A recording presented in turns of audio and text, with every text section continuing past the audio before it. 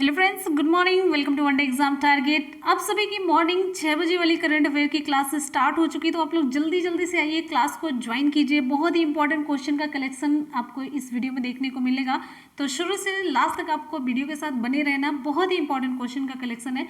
आप लोग देखने के बाद खुद समझ जाएंगे कि यहाँ से एग्जाम में क्वेश्चन आने का फुल चांस है।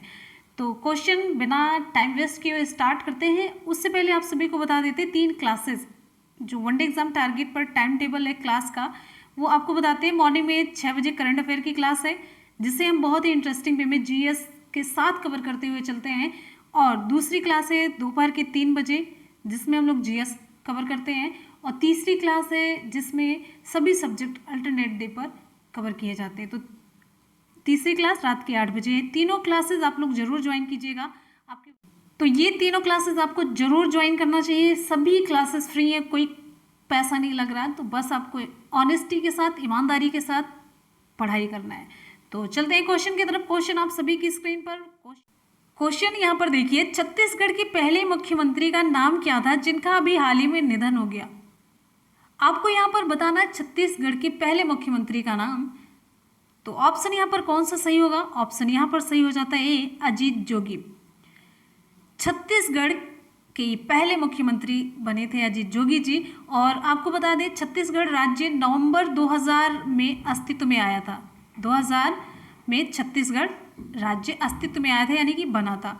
और नवंबर 2000 से नवंबर 2003 तक, ध्यान दीजिएगा, नवंबर 2000 से लेकर के नवंबर 2003 तक अजीत जोगी जी ने छत्तीसगढ़ के पहले मुख्यमंत्री के रूप में कार्य किया था। अब यहाँ बात आ जाती है यहाँ पर छत्तीसगढ़। तो छत्तीसगढ़ में ही मनरेगा के तहत सबसे अधिक रोजगार मिला था।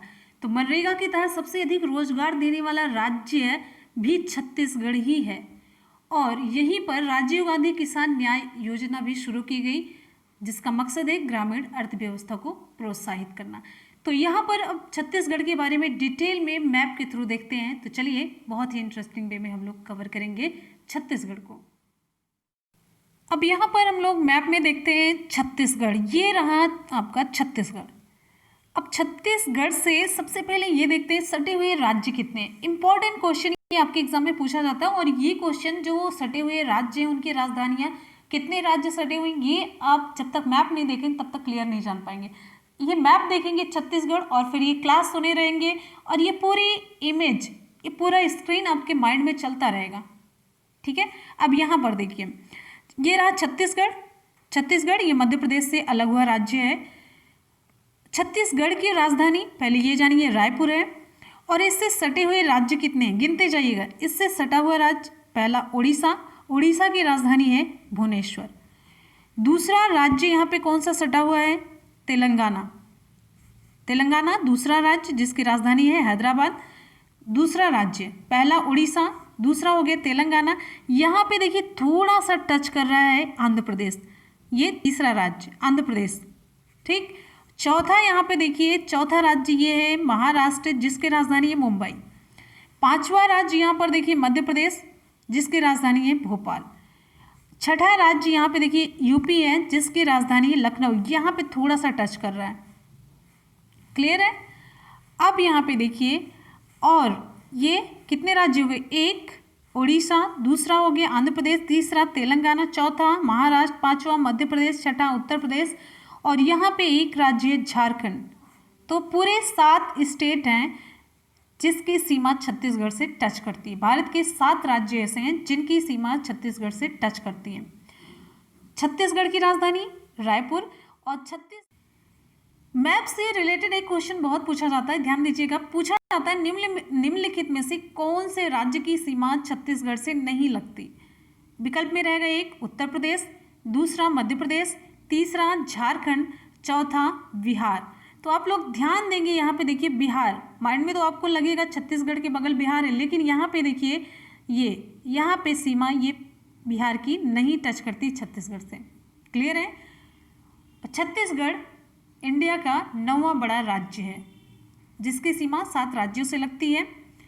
और इसे धान का कटोरा, राइस बॉल ऑफ इंडिया कहते हैं। धान का कटोरा, यहाँ पर धान की पैदावार ज़्यादा होती है। और इम्पॉर्टेंट फैक्ट देख लेते हैं। इस राज्य का गठन कब हुआ? 1 नवंबर 2000 को इस राज्य का गठन हुआ। वर्तमान में इसके राज्यपाल कौन है? अनुसुईया उइके हैं और मुख्यमंत्री भूपेश बघेल। विधानमंडल एक सदनीय है जिसमें विधानसभा में 90 सीटें हैं, राज्यसभा में 5 सीटें हैं और लोकसभा में 11 सीटें हैं। यहाँ के मुख्य राष्ट्रीय उद्यान देखते हैं जहाँ से आपके एग्जाम में क्वेश्चन खूब पूछा जाता है। इंद्रावती राष्ट्रीय उद्यान कहाँ पर है? छत्तीसगढ़ में। कांगेर घाटी राष्ट्रीय उद्यान छत्तीसगढ़ में। गुरु घासीदास राष्ट्रीय उद्यान छत्तीसगढ़ में। और छत्तीसगढ़ को धान का कटोरा भी कहते हैं, राइस बॉल ऑफ इंडिया भी कहते हैं। ठीक है, यहाँ की मुख्य नदी, अगर हम मुख्य नदी की बात करते हो तो यहाँ की मुख्य नदी है महानदी। यहाँ की जो मुख्य नदी है वो महानदी है। और हसदो एक नदी है, हसदो, जो कि महानदी की सहायक नदी है। और दूसरी नदियों में रिहंद नदी है, इंद्रावती है, अरपा है, विश्वनाथ। रिहंद और इंद्रावती भी खूब पूछी जाती हैं। यहाँ पर चावल की व्यापक खेती होने की वजह से इसे धान का कटोरा कहते हैं। और राज्य में सबसे ऊंचा स्थान कौन सा है? राज्य का सबसे ऊंचा स्थान है गौरतला। क्वेश्चन है, हाल ही में वर्ल्ड डाइजेस्टिव हेल्थ डे कब मनाया गया? ऑप्शन आपका यहाँ पर क्या सही होगा? ऑप्शन यहाँ पर आपका सही हो जाता है 29 मई को। हर साल 29 मई को विश्व स्तर पर वर्ल्ड लिख देते हैं, क्लियर हो जाएगा, वर्ल्ड डाइजेस्टिव हेल्थ डे, यानी कि विश्व पाचन स्वास्थ्य दिवस। वर्ल्ड से विश्व, डाइजेस्टिव से पाचन, हेल्थ से स्वास्थ्य, डे से दिवस। विश्व पाचन स्वास्थ्य दिवस हर साल 29 मई को विश्व स्तर पर मनाया जाता है। जब भी कोई दिवस आप देखते हैं उससे रिलेटेड दिवस एक इम्पॉर्टेंट हो गया, साथ साथ में उससे रिलेटेड एक और इम्पॉर्टेंट क्वेश्चन यहाँ पर बन जाता है। जो डे मनाया जाता है उसका विषय, उसकी थीम।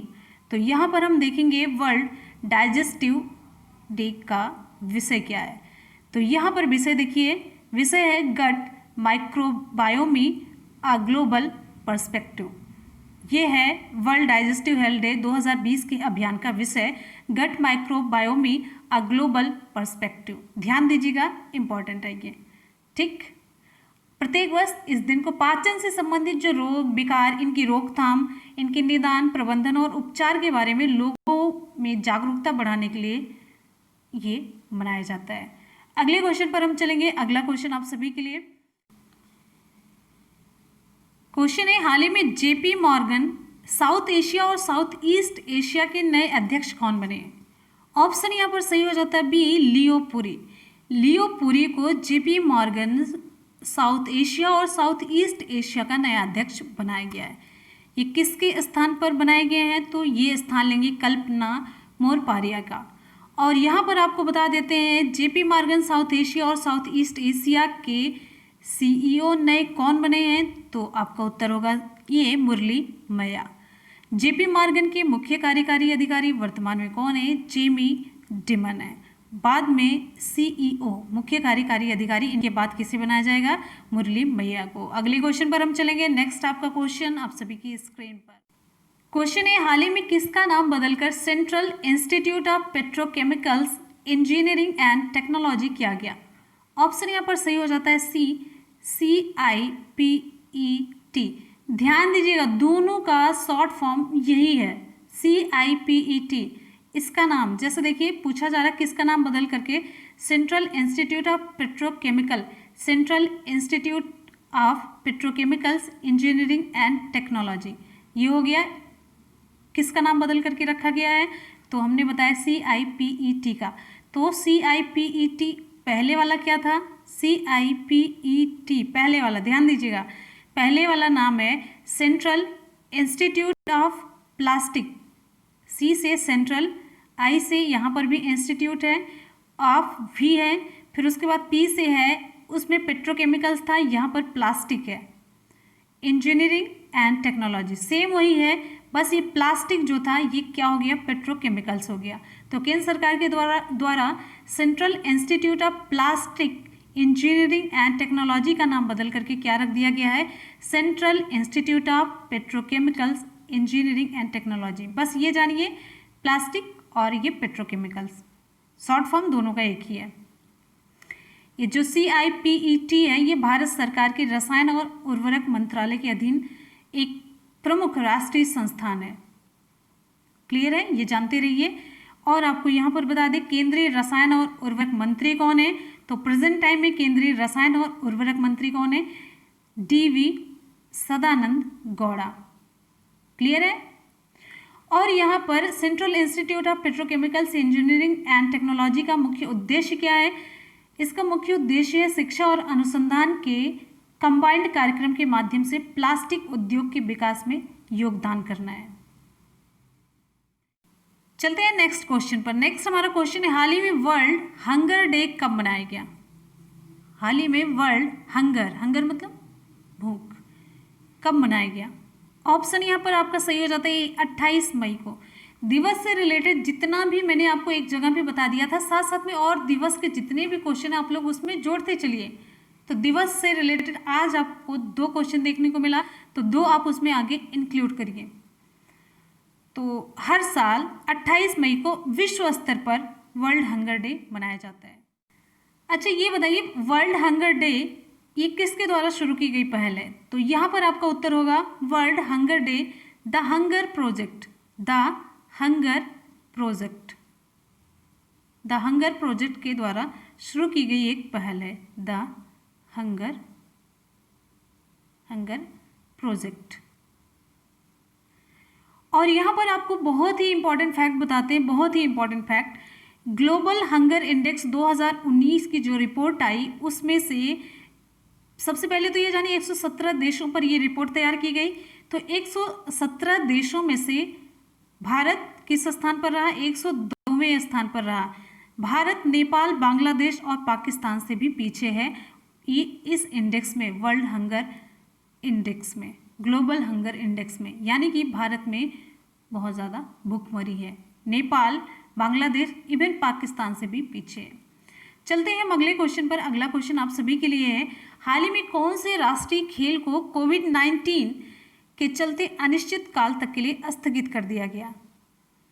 ऑप्शन यहाँ पर कौन सा सही होगा, किस नंबर के राष्ट्रीय खेल को। ऑप्शन यहाँ पर आपका सही हो जाता है 36वें राष्ट्रीय खेलों को कोविड-19 के चलते अनिश्चित काल तक के लिए स्थगित कर दिया गया। कब होगा कुछ भी कंफर्म नहीं है। क्लियर है। अब यहाँ पर आपको मैंने बता भी दिया है भारतीय ओलंपिक संघ के अध्यक्ष कौन है, तो भारतीय ओलंपिक संघ के अध्यक्ष हैं नरेंद्र ध्रुव बत्रा। और भारतीय ओलंपिक संघ का मुख्यालय कहाँ पर है, कल के वीडियो में मैंने आपको बताया था, तो आप लोग जल्दी से बताइएगा भारतीय ओलंपिक संघ का मुख्यालय कहाँ पर है, जल्दी से कमेंट सेक्शन। कल की ही वीडियो में मैंने बताया था, अगर नहीं आपको पता है तो कल की वीडियो आप लोग जा करके देखिए, कुछ मेहनत कीजिए। अब हम आ जाते हैं अगले क्वेश्चन पर।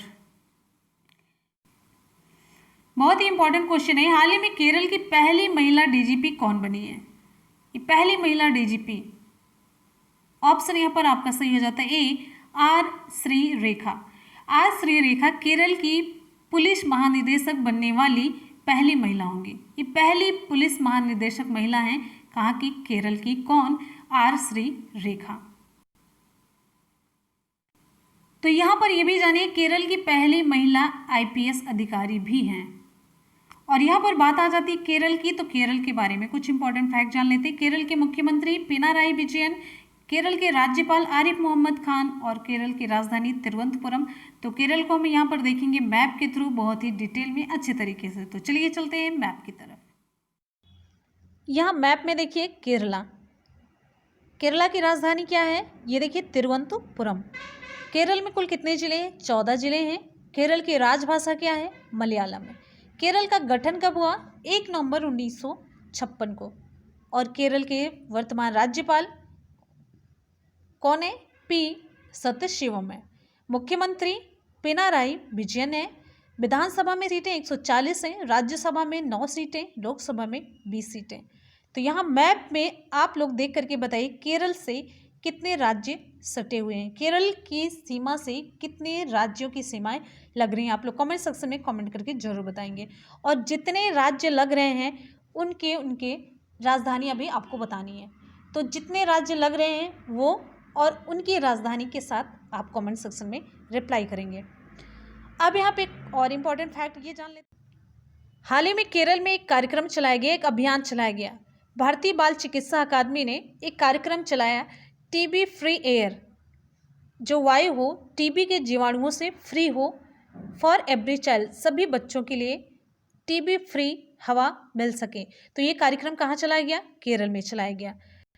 इसका उद्देश्य क्या है? राज्य में बच्चों में टीबी को समाप्त करना है, राज्य के बच्चों में टीबी समाप्त करना है। अब यहाँ पे एक इम्पॉर्टेंट फैक्ट ये जान लेते हैं, टीबी, ट्यूबरकुलोसिस, ये क्या है? एक संक्रामक रोग है जो माइकोबैक्टीरियम ट्यूबरकुलोसिस नामक बैक्टीरिया की वजह से होता है। जीके भी हमें साथ साथ में तैयार करना है, ये हमारा टारगेट है। तो ये टीबी किसकी वजह से होता है? जीवाणु की वजह से। जीवाणु का नाम है माइकोबैक्टीरियम ट्यूबरकुलोसिस, ठीक है। और यहीं पर हाल ही में अंतर्राष्ट्रीय समुद्री खाद्य शो 2020 का आयोजन भी किया गया। कहाँ पर? कोच्चि में। यहीं पर कोरोना वायरस को सबसे पहले राज्य आपदा भी घोषित किया गया। किसके द्वारा? केरल राज्य के द्वारा। और सबसे इंपॉर्टेंट फैक्ट यहाँ पे देखिए, 55वां ज्ञानपीठ पुरस्कार प्राप्त करने वाले जो कवि हैं, अक्किथम अच्युतन नंबूदरी, ये भी केरल से ही रिलेटेड है, केरल के ही हैं। 55वां ज्ञानपीठ पुरस्कार प्राप्त करने वाले कवि जिन्होंने मलयालम भाषा में अपनी रचनाएं लिखी, ये इनका नाम अक्किथम अच्युतम नंबूदरी, ये भी केरल राज्य के हैं। और हाल ही में डूरंड कप 2019 का खिताब गोकुलम केरल एफसी ने जीता, ये भी केरल राज्य से संबंधित है। देश का पहला डिजिटल गार्डन कहाँ पर खोला जा रहा है? ये भी केरल में खोला जा रहा है। तो सभी जितने इंपॉर्टेंट फैक्ट हैं आप लोगों के यहाँ पे तैयार हो गए। केरल राज्य से एक भी क्वेश्चन जो भी आ जाता उस राज्य से रिलेटेड, ना तो हम जीके का फैक्ट ना ही करंट का फैक्ट, कुछ भी नहीं छोड़ेंगे। तो इससे बेटर तरीका नहीं हो सकता आपका करंट अफेयर्स और जीएस साथ साथ में चलने का। तो चलते हैं अगले क्वेश्चन की तरफ। अगला क्वेश्चन आप सभी के लिए, फ्रेंड्स, आप सभी से एक ही रिक्वेस्ट है कि आप लोग वीडियो को ज़्यादा से ज़्यादा लोगों में शेयर कीजिएगा, जिससे कि हमारे अंदर भी एक मोटिवेशन हो, आगे क्वेश्चन अच्छा बनाने की और भी प्रेरणा मिल सके, और भी पॉइंट हम जोड़ सकें इसमें अच्छे तरीके से, और भी वीडियो अवेलेबल करा सकें। आप लोग हमें सजेस्ट कीजिएगा और शेयर करते रहिएगा दोस्तों में, सभी का फायदा हो। आप नॉलेज को शेयर करते रहिए, सभी में शेयर करते रहिए। बस हमें एक मोटिवेशन भी मिलना चाहिए कि अगर हम काम कर रहे हैं तो हमें भी थोड़ा सा मोटिवेशन मिले। तो बस आप लोग शेयर करते रहिएगा। अगले क्वेश्चन पे चलते हैं। नेक्स्ट हमारा क्वेश्चन है, हाल ही में अंतर्राष्ट्रीय महिला स्वास्थ्य कार्यवाही दिवस कब मनाया गया? तो विकल्प यहाँ पर आपका सही हो जाता है ए, 28 मई को, international day of action for women's health. अंतर्राष्ट्रीय महिला स्वास्थ्य कार्यवाही दिवस ये प्रत्येक वर्ष 28 मई को विश्व स्तर पर मनाया जाता है, ठीक है। ये इंपॉर्टेंट क्वेश्चन आपको यहाँ पर बता देते हैं, ये दिवस मनाए जाने के पीछे का उद्देश्य, इसका उद्देश्य है कि दुनिया भर में महिलाओं के स्वास्थ्य और कल्याण, जैसे कि सेक्सुअल एंड रिप्रोडक्टिव हेल्थ और राइट्स, इससे जुड़े मुद्दों के बारे में जागरूकता बढ़ाना इसका मुख्य उद्देश्य है। क्लियर है? तो बस इतनी सी बात है। ऑप्शन आपका यहाँ पर ये सही हो जाता है। चलते हैं अगले क्वेश्चन पर। अगला क्वेश्चन आप सभी के लिए क्वेश्चन है, इंपॉर्टेंट क्वेश्चन है, ये ध्यान दीजिएगा। हाल ही में एनडीबी आपको मैंने बताया है, न्यू डेवलपमेंट बैंक के बारे में डिटेल में बताया है। अगर आप लोग कंटिन्यू चैनल से जुड़े हुए हैं तो एक भी ऐसी चीज़ नहीं जो आपको पढ़ाई ना गई हो, यानी कि यहाँ पर बार बार चीज़ें रिपीट होती आपको दिखेंगी। रिपीट कब होती है? जब आपको बताया गया होता है, ठीक है। कोई चीज़ नई ज़्यादा नहीं मिलेगी, तो रिपीट रिपीट रिपीट, तो एक दिन क्या होगा कि आपके दिमाग में इतना अच्छे तरीके से फीड हो जाएगा कि नाम नहीं लिया जाएगा, आप तुरंत बता ले जाएंगे। तो क्वेश्चन है, हाल ही में एनडीबी के नए अध्यक्ष कौन बने हैं? तो विकल्प आपका यहाँ पर सही हो जाता है सी, मार्कोस ट्रायजो।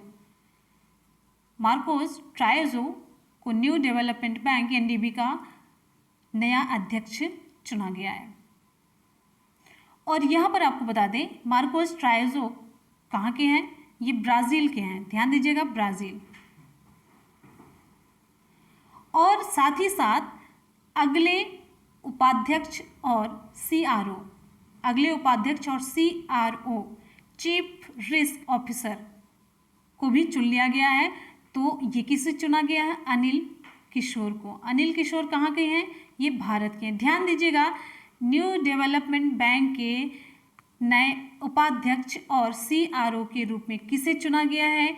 तो आपका उत्तर होगा अनिल किशोर को। और ये है कहाँ के? भारत के। भारत के, इसलिए ये क्वेश्चन इंपॉर्टेंट बन जाता है, ठीक है। और न्यू डेवलपमेंट बैंक के अध्यक्ष प्रेजेंट टाइम में कौन है, तो ये हैं के.वी. कामत है।